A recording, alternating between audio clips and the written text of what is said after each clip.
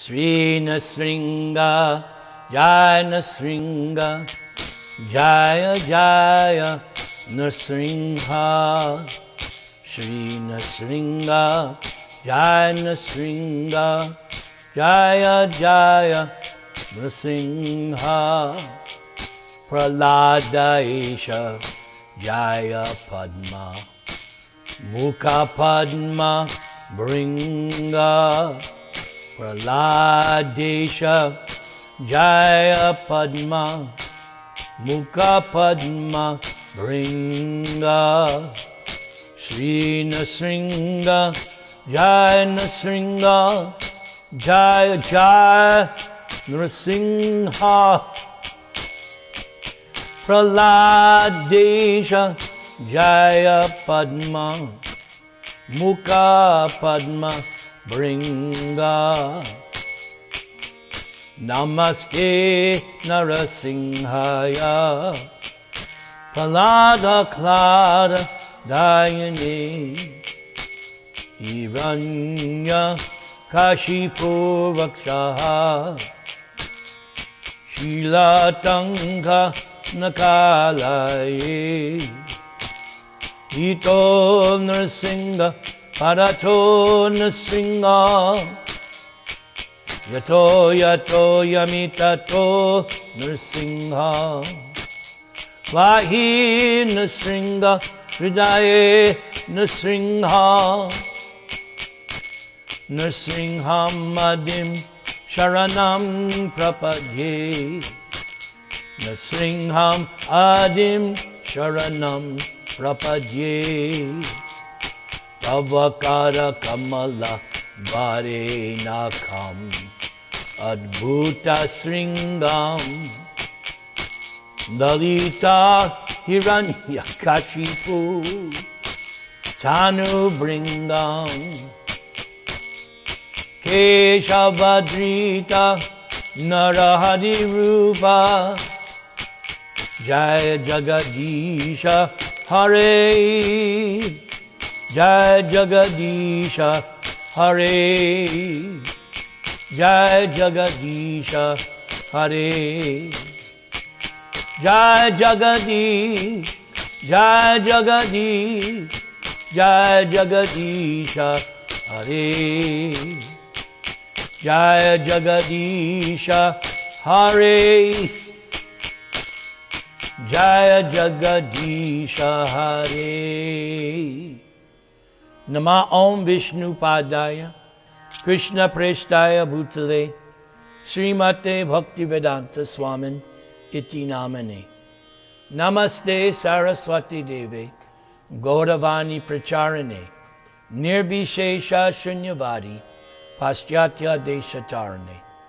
Trinadapi Sunichena, Tororiva Sahishnuna, Amanina Manadena, Kirtaniya Sadahari, Hare Nama, Hare Nama, Hare Nama Kevalam, Kalo Nastyeva, Nastyeva, Nastyeva Gatir Anyata.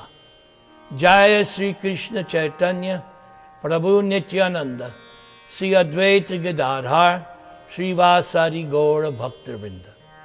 Hare Krishna, Krishna Krishna, Hare Hare, Hare Rama, Rama Rama, Hare Hare.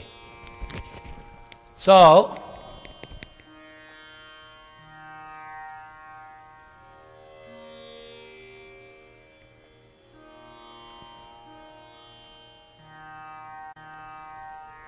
Om Namo Bhagavate Vasudevaya, Om Namo Bhagavate Vasudevaya, Om Namo Bhagavate Vasudevaya. So following Ramachandra's instructions, I have selected a particular section. This section is called Nrisingha-deva blesses Prahlad Maharaj.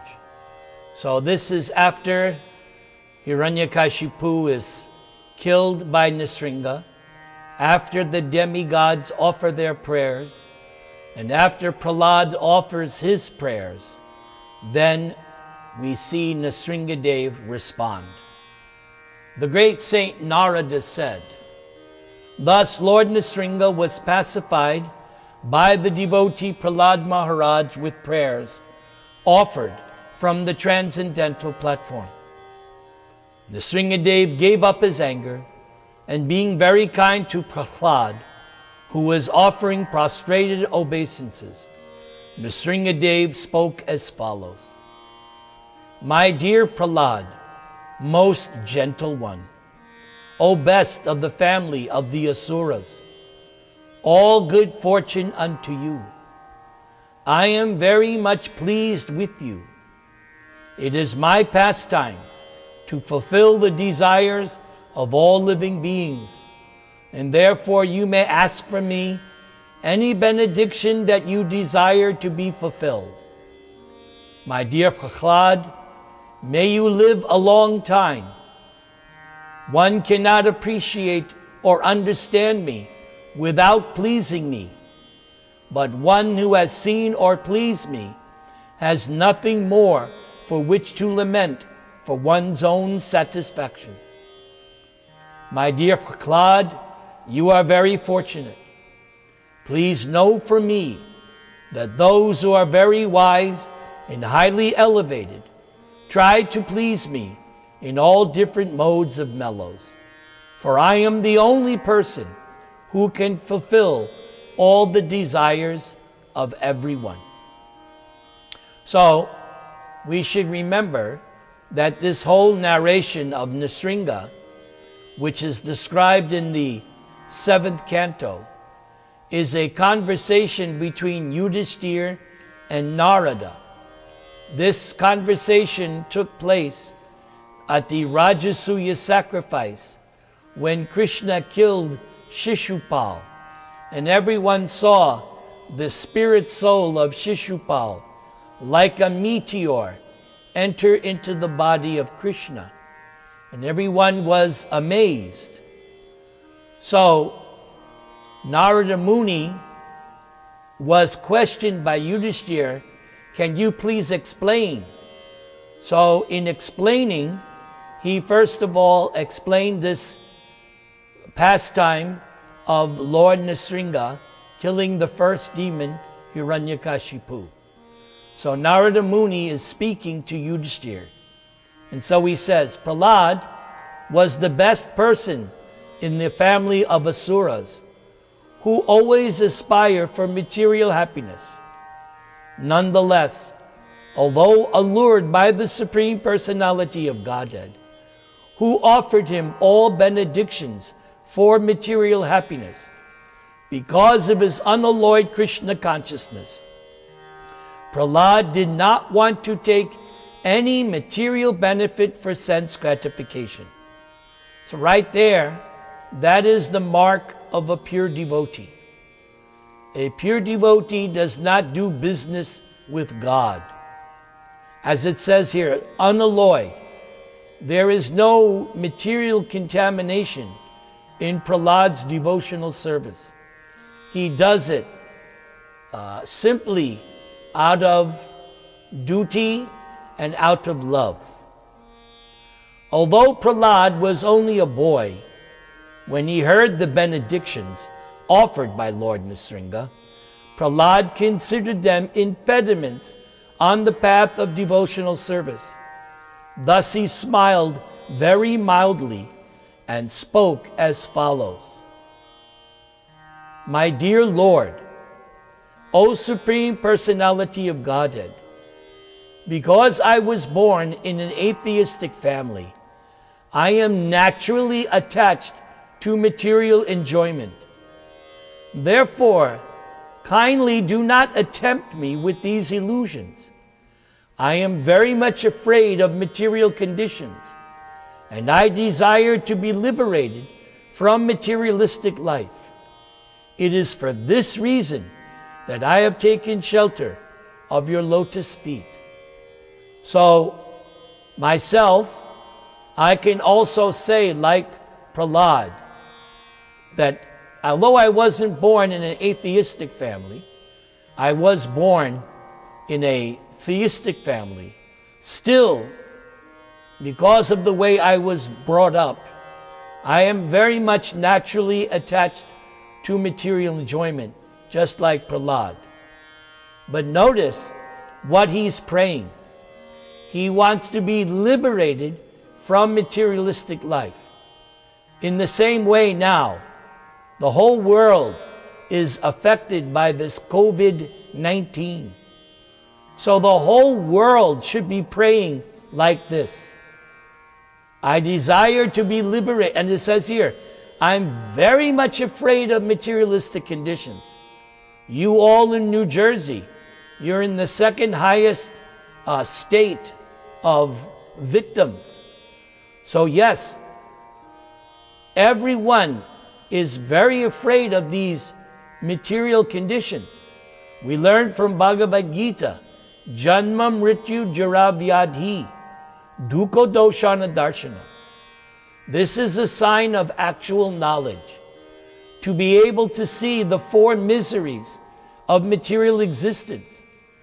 Once one is able to see, yes, birth, death, old age, and disease, these are not desirable. So yes, that's knowledge, to understand, I don't want to come back to this material life. I want to go back home, back to Godhead. That has to be the initial impetus. I want to go back, I want to, as Prahlada is saying, I desire to be liberated from materialistic life. He says, that is the reason I have taken shelter of your lotus feet. Second prayer of Prahlada. O my worshipful Lord, the seed of lusty desires, which is the root cause of material existence. There it is. This one line, Prahlada has given us the clue. Lusty desires is the root cause of material existence. When you are freed from lusty desires, you're in spiritual existence. But he says, the seed of lusty desires is within the core of everyone's heart. You have sent me to this material world to exhibit the symptoms of a pure devotee. So here it is confirmed. Prahlada is the example of a pure devotee. In fact, there is a chapter in this narration, Prahlada, the best example of a devotee. As he says here, you have sent me to exhibit the symptoms of a pure devotee. Number 3, otherwise, my Lord, you are the supreme instructor of the entire world. You are so kind to your devotee that you could not induce one to do something unbeneficial. On the other hand, one who desires some material benefit in exchange for devotional service cannot be your pure devotee. Indeed, he or she is no better than a merchant who wants profit in exchange for service. So we are taught in Lord Chaitanya's philosophy through the teachings of Rupa Goswami that pure devotional service is without any fruitive intention and without any desire to become one with the Lord. These are the two symptoms of pure devotional service. As Prahlada says, is no better than a merchant who wants profit in exchange for service. That's business.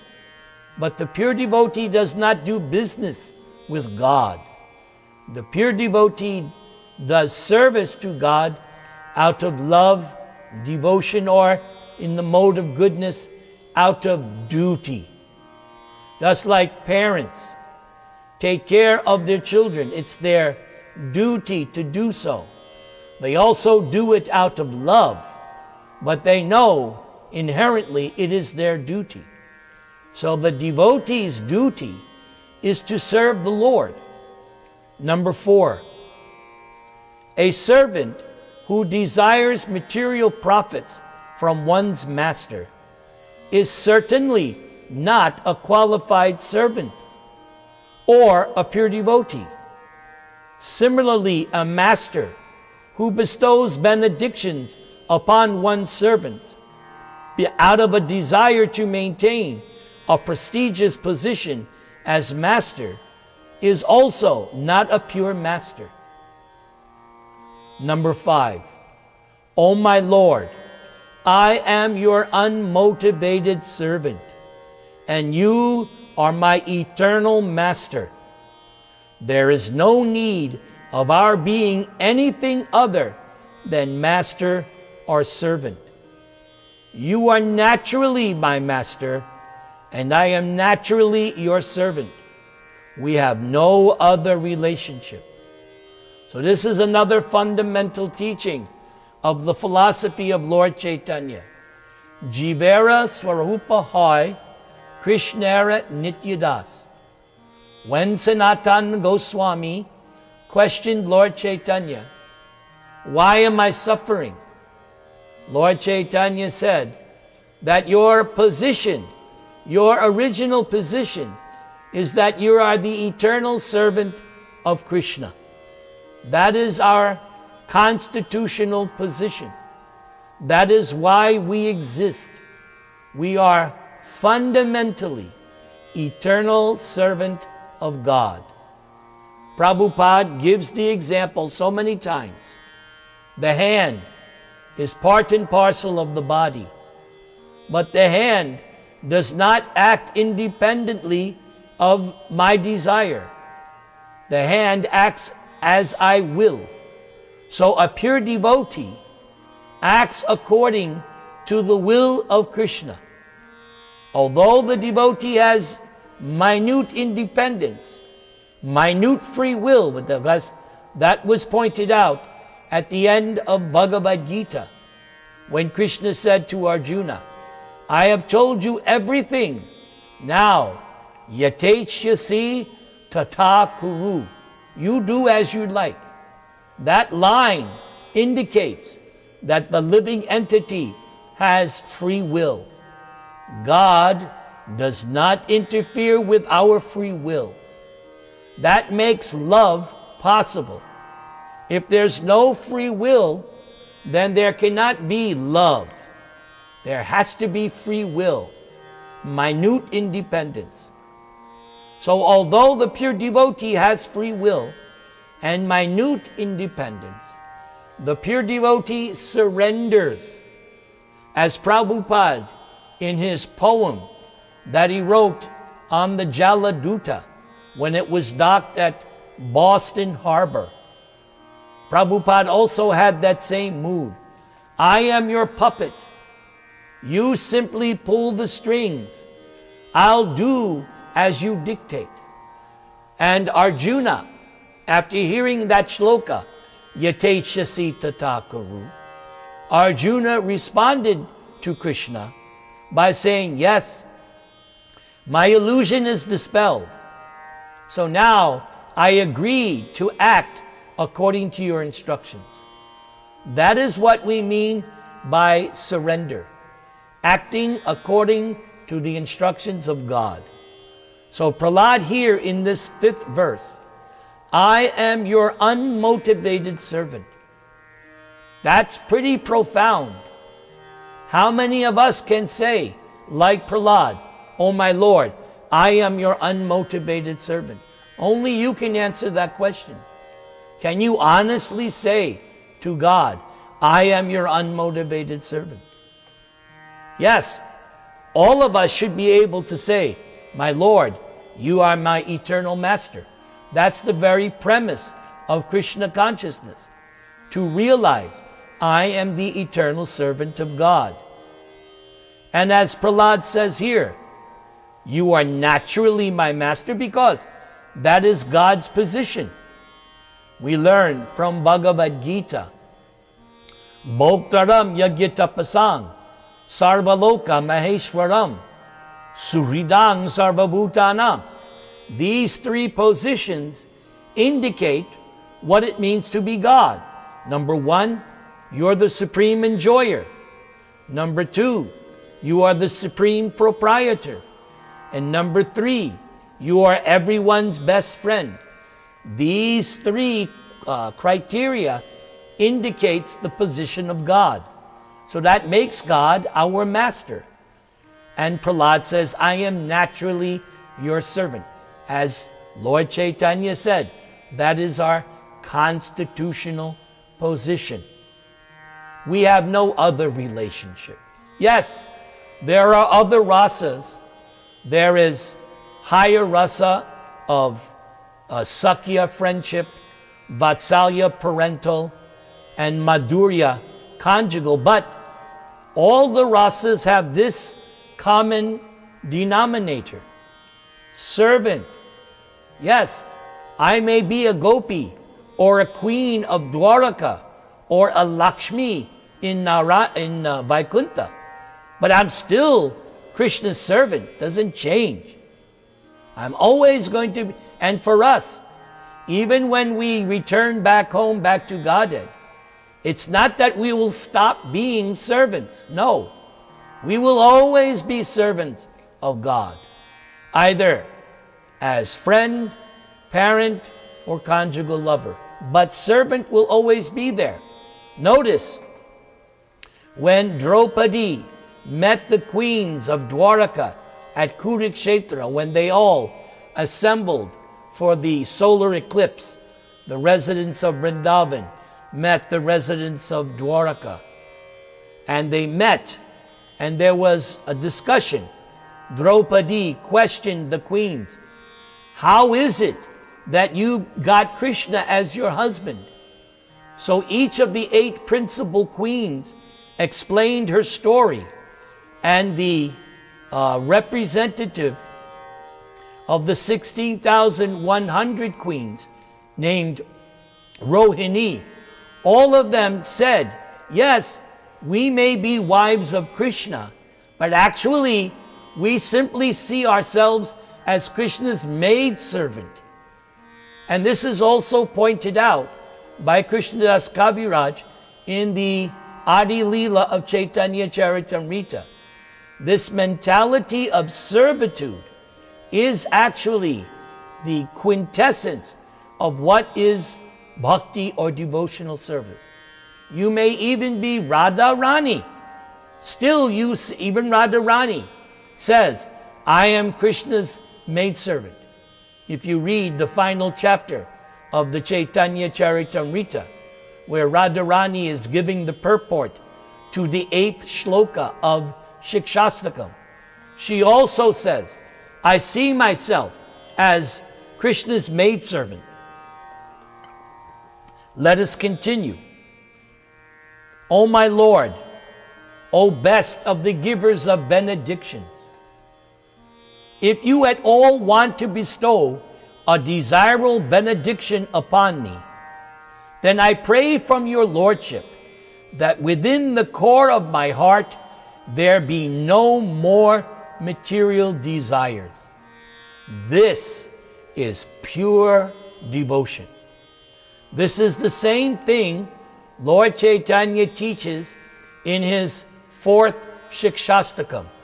Na dhanang, na janang, na sundaring, kavitang va jagadisha kamaye, mama janmani, janmanishware, bhavatad bhaktir, ahoituki twayi. Lord Chaitanya prays, my Lord, I don't want wealth. Prahlad could have asked for any material benediction.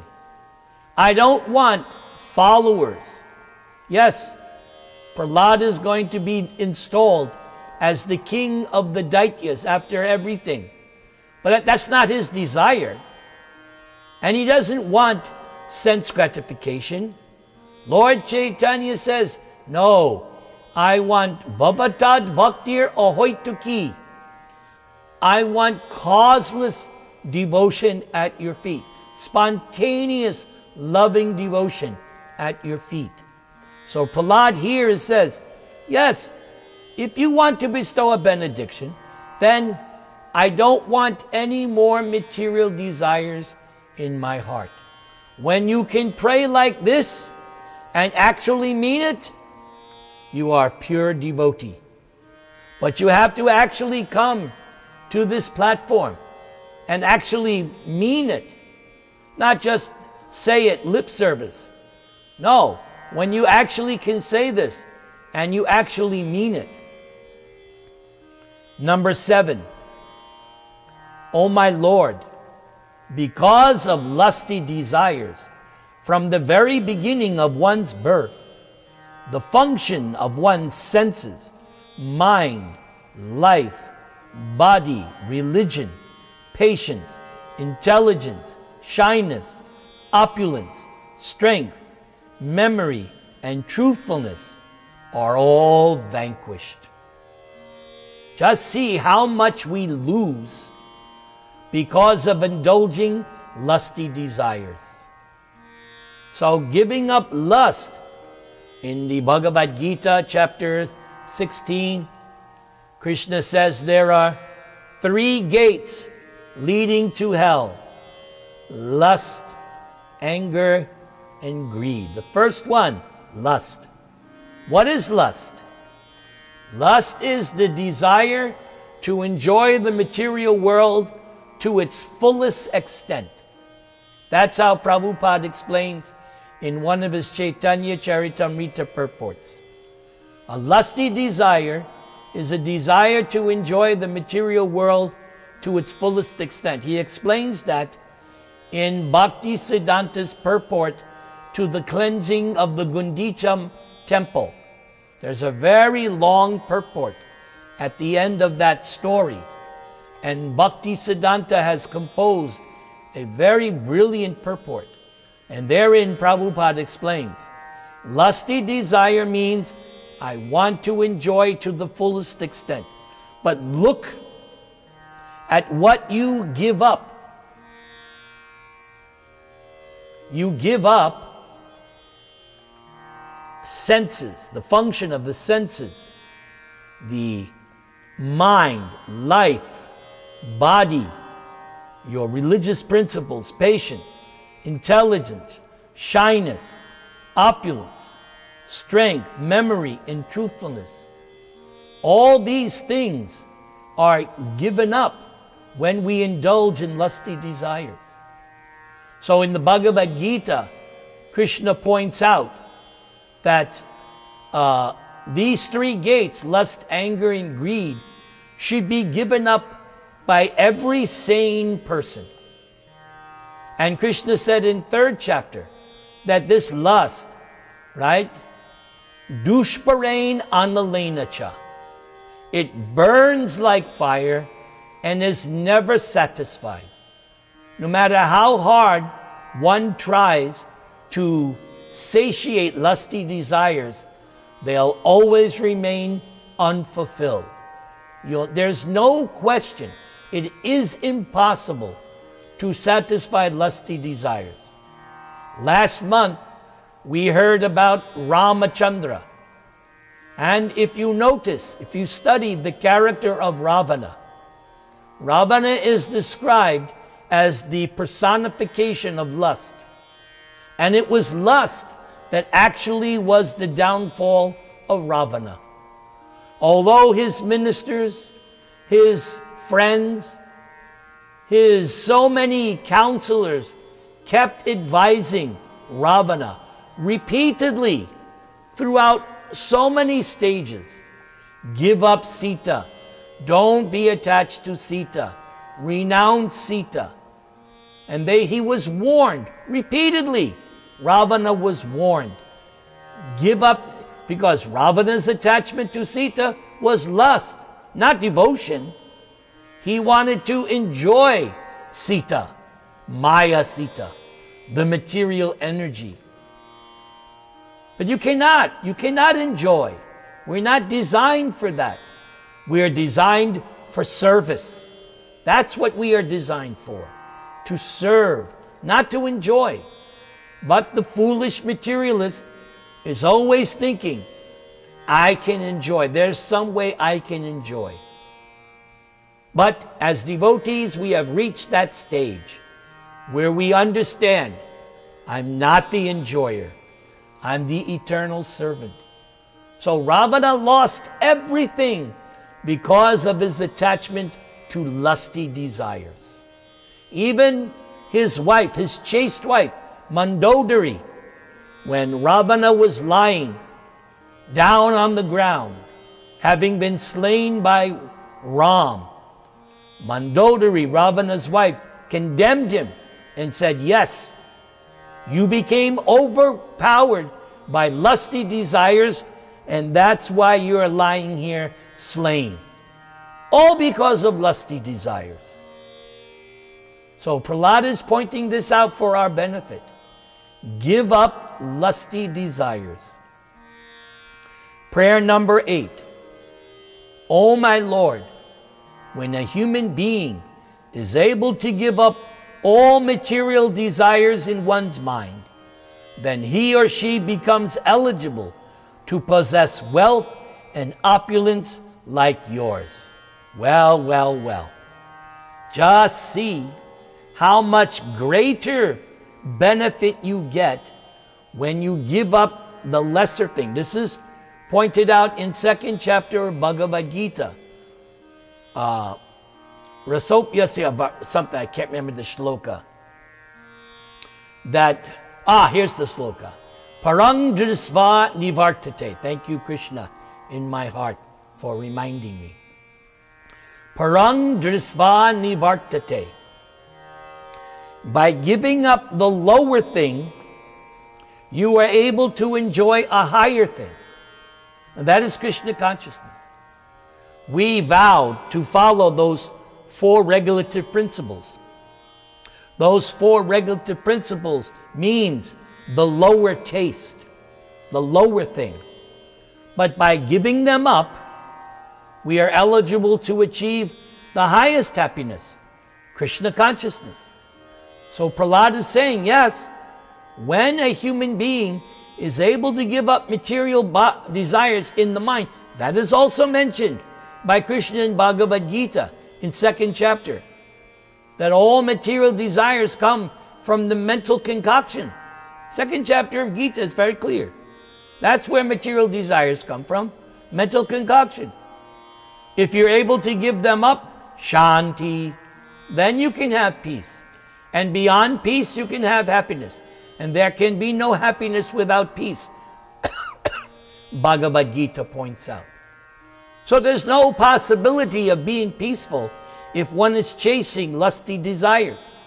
You have to give up lusty desires, then you can be peaceful, then you can be happy. And it says here, enjoy wealth and opulence like God. Spiritual opulences. It's all there for us. We simply have to put down the lower thing. There's a nice story that when they tried to capture gorillas or monkeys, they put nuts in a pot. Now the monkey or gorilla can stick his hand in the pot and try to grab the nuts. But because he's holding on to the nuts, that makes a fist, and he can't get his hand out of the container. If he wants to be free from the container, he has to let the nuts go. Then he can get, just as he got his hand easily in, but as soon as he grabs the nuts, he can't pull out of the lota.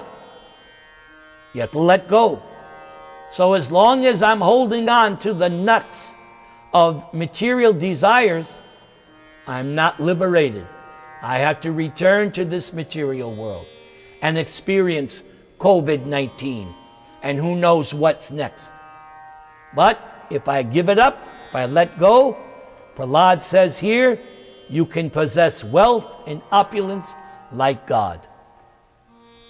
Final prayer, O my Lord, full of 6 opulences, O Supreme Person, O Supreme Soul, O Killer of all miseries, O Supreme Person, in the form of wonderful half-man, half-lion, let me offer my respectful obeisances unto you. Jai Nrisingha, Sri Nrisingha.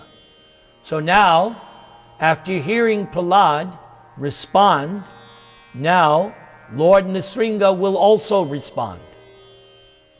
My dear Prahlad, a devotee like you never desires any kind of material opulence, either in this life or in the next.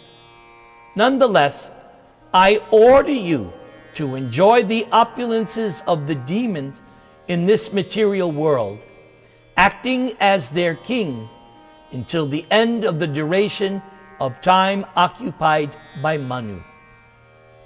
It does not matter that you are in the material world, for you should always continuously hear the instructions and messages given by me. Very important point. This applies to all of us. We have to continuously hear and chant the instructions of Krishna, and always be absorbed in thought of me. Same thing Krishna says in Bhagavad Gita more than once. For I am the super soul existing in the core of everyone's heart. Therefore give up fruitive activities and worship me.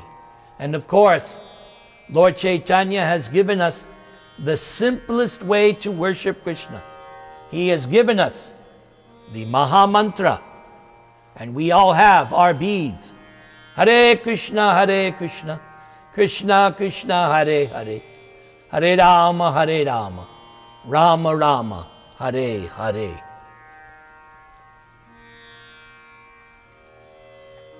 My dear Prahlad, while you are in this material world, you will exhaust all the reactions of your pious activity by feeling happiness, and by acting piously, you will neutralize impious activity. Because of the powerful time factor, you will give up your body, but the glories of your activities will be sung in the upper planetary systems. And being fully freed from all bondage, you will return home back to Godhead.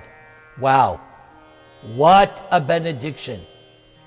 Now, Prabhupada told us more than once, repeatedly, Prabhupada would tell us, if you chant 16 rounds every day and follow the 4 regulative principles, you will go back home, back to Godhead at the end of this lifetime. So please, never forget that. Prabhupada is guaranteeing this. If we simply, every day, chant our Maha Mantra and strictly follow those 4 principles, we are going back to Godhead at the end of this lifetime. One who always remembers your activities and my activities also, and who chants the prayers you have offered me, becomes free in due course of time from the reactions of material activities. So this is why we continually study Srimad Bhagavatam. In Srimad Bhagavatam, there are so many prayers, and simply by reading these prayers of Srimad Bhagavatam, we become cleansed, we become free. There's that shloka in the first canto. Vidhunoti suritsatam. Vidhunoti. That this hearing and chanting of Krishna Katha cleanses the dart of Bhadrani, of all inauspiciousness. We have Subhadra. Subhadra means super all auspicious, Krishna's sister. The opposite is Abhadra, inauspicious, like this COVID-19 is inauspicious. But we can become freed simply by repeatedly hearing and chanting. Prahlad then said, O Supreme Lord, because you are so merciful to the fallen souls, I ask for only one benediction. I know that my father, at the time of his death, had already been purified by your glance upon him. But because of his ignorance of your beautiful power and supremacy, he was unnecessarily angry at you, falsely thinking that you were the killer of his brother. Thus he directly blasphemed your lordship, who is the spiritual master of all living beings. And he committed heavily sinful activities. I wish that he be excused for all these sinful activities. Another symptom of a pure devotee: no vengeance, no retaliation. Prahlada, even though his father tortured him in repeated ways, at the end, what does Prahlada want to be? He wants to be his father's well-wisher. That's another symptom of a pure devotee. Lord Nrisingha then said, "My dear Prahlada, O most pure, O great saintly person, your father has been purified along with 21 forefathers in your family. Because you were born in this family, the entire dynasty has been purified. Whenever and wherever there are peaceful, equipoised devotees who are well behaved and decorated with all good qualities, that place and the dynasties therein, even if condemned, are purified. My dear Prahlada, king of the Daityas, because of being attached to devotional service to me, my devotee does not distinguish between lower and higher living entities. In all respects, one is never jealous of anyone. Those who follow your example will naturally become my pure devotees. You are the best example of my devotee, and others should follow in your footsteps. My dear child, your father has already been purified just by the touch of my body at the time of his death.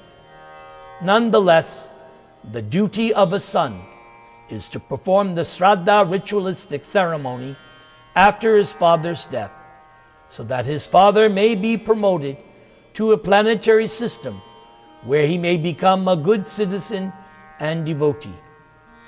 After performing the ritualistic ceremonies, take charge of your father's kingdom. Sit upon the throne and do not be disturbed by materialistic activities. Please keep your mind fixed upon me without transgressing the injunctions of the Vedas. And as a matter of formality, you may perform your particular duties. Tavakara kamala varenakam adbhuta sringam dalita hiranyakashipu tanu bringam keshavadrita Nrisingha-rupa Jai Jagadisha Hare Jai Jagadisha Hare Jai Jagadisha Hare Keshavadrita Narahari Rupa Jaya Jagadisha Hare Jaya Jagadisha Hare Jaya Jagadisha Hare Jaya Jagadish Jaya Jagadish Jaya Jagadisha Hare Jaya Jagadisha Hare Jaya Jagadisha Hare. May Lord Nrisingha bless you, protect you, and maintain you. All